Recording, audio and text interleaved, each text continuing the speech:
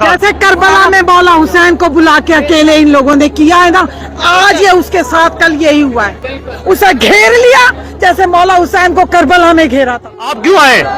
पाकिस्तान के लिए बेटा। हमने पाकिस्तान में 40 साल पहले एक बहुत बड़ा लीडर गंवाया, हमारी नाअहली की वजह से जुल्फ़िकार अली भुट्टो गया। We don't want to lose Imran Khan. मेरे वतन के उदास लोगों, ना खुद को इतना हकीर समझो कि कोई तुमसे हिसाब मांगे, ख्वाहिशों की किताब मांगे।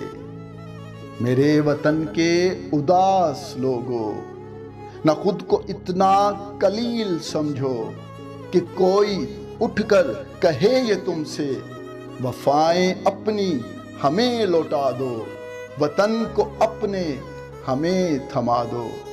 मेरे वतन के उदास लोगों, उठो और उठकर बता दो उनको कि हम हैं अहले ईमान सारे, न हम में कोई सनम कदा है, हमारे दिल में तो एक खुदा है।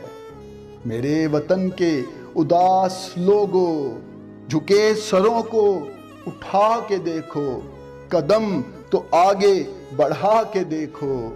है एक ताकत तुम्हारे सर पर जो साया करेगी इन सरों पर, कदम कदम पर जो साथ देगी, अगर गिरे तो संभाल लेगी।